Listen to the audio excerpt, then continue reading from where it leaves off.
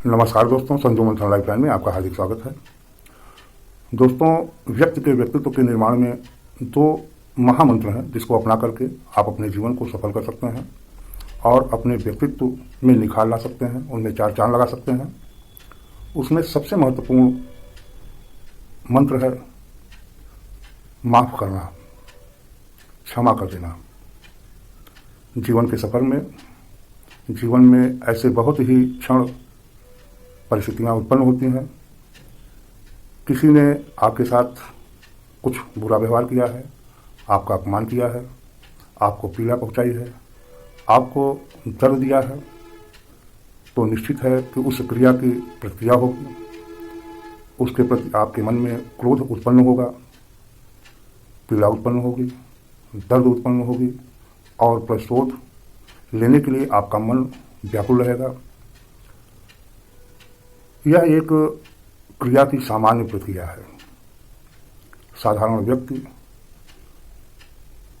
यही क्रिया करते हैं, लेकिन यह प्रक्रिया व्यक्ति को कभी भी लाभ नहीं पहुंचाता सिवाय नुकसान के।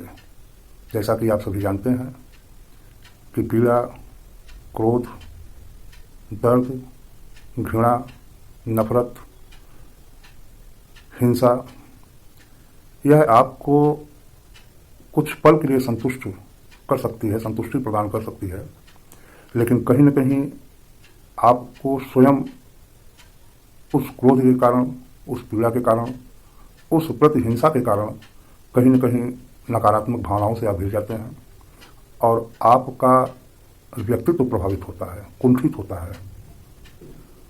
तो उस कुंठा, उस आक्रोश, उस प्रतिहिंसा से बचने के लिए यह भी एक सामान्य मार्ग है क्षमा कर देना, माफ कर देना। बहुत ही कठिन मार्ग है, आसान बिल्कुल नहीं है, सामान्य व्यक्ति के लिए एकदम नहीं है, लेकिन असाधारण व्यक्ति के लिए, महामानव बनने के लिए, उस सफर को प्राप्त करने के लिए, उस लक्ष्य, उस मंजिल को प्राप्त करने के लिए जो साधारण व्यक्तियों के लिए कल्पना होती है, लेकिन असाधारण व्यक्तियों के लिए आसान। इसके लिए बहुत ही आवश्यक है कि आप मानसिक रूप से, शारीरिक रूप से स्वस्थ रहें। क्रोध, हिंसा, नफरत, घृणा, यह आपके मन को प्रभावित तो करती है, साथ साथ आपके शरीर, आपके बॉडी को भी प्रभावित करती है और एक नकारात्मक व्यक्तित्व के निर्माण में सहायता प्रदान करती है। तो विकास के लिए, कुछ बड़ा करने के लिए, कुछ बड़ा सोचने के लिए, साधारण से असाधारण बनने के लिए आपको शारीरिक रूप से स्वस्थ होने के साथ साथ मानसिक रूप से स्वस्थ होना अति अनिवार्य है। उसके लिए बहुत ही आवश्यक है कि आपका मन और मस्तिष्क दोनों स्वस्थ हों, दोनों अपने लक्ष्य, अपनी मंजिल की ओर एकाग्रचित्त हों। उसके लिए बहुत ही आवश्यक है कि जीवन में मिले हुए कटु अनुभव, विषम परिस्थितियाँ, लोगों द्वारा दिए गए अपमान, पीड़ा, दर्द, इनको भूल जाएं और माफ कर दें। जीवन के कुछ पन्ने ऐसे भी होते हैं, कुछ अध्याय ऐसे भी होते हैं दोस्तों, जिसमें व्यक्ति से कुछ गलतियां होती हैं, कुछ भूलें होती हैं, जिसे दुनिया जानती है या नहीं जानती है, लेकिन संबंधित व्यक्ति जानता है। और वह कुंठा, वह पीड़ा, वह दुख जब व्यक्ति किसी से व्यक्त नहीं कर पाता तो वह पीड़ा और ही गहरी हो जाती है।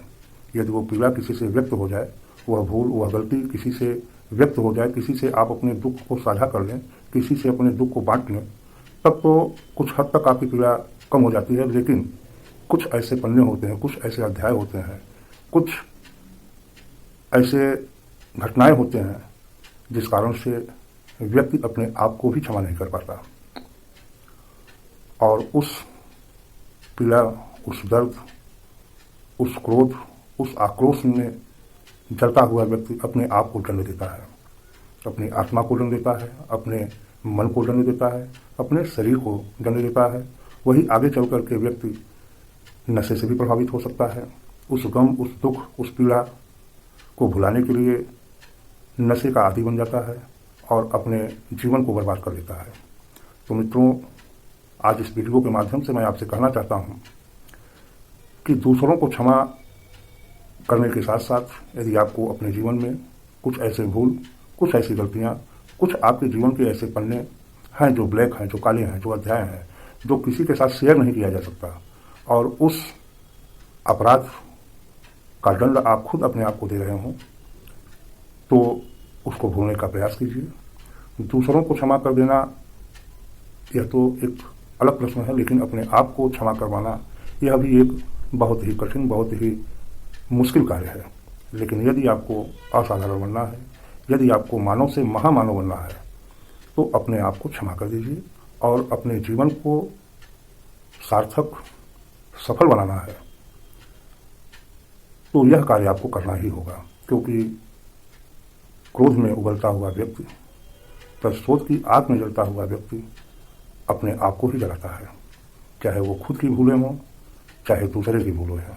बेहतर यही है कि अपने आप को हो या दूसरों को हो, क्षमा कर दें, माफ कर दें। यह आपके व्यक्तित्व के निर्माण में बहुत ही महत्वपूर्ण योगदान देगा। दूसरा प्रश्न है, यह जीवन में सफल होना है तो हमेशा वर्तमान में रहें, भविष्य और भूत उन दोनों से मुक्त हों। क्योंकि पास्ट में जब भी आप झांकेंगे, जब भी उसको खोजेंगे, जब भी उसे उधेड़ेंगे, तो सिवाय पीड़ा, सिवाय दर्द के कुछ भी हासिल नहीं होगा। भविष्य के लिए चिंतन कीजिए, लेकिन चिंता नहीं, क्योंकि चिंता व्यक्ति को जीते जी जला देता है और संपूर्ण जीवन को बर्बाद कर देता है। तो हमेशा वर्तमान में रहें। यह वर्तमान में रहने की जब आपकी आदत होगी, हैबिट होगी, तो आपके कर्म करने की, आपके क्रिया करने की जो गति है वो बढ़ जाएगी।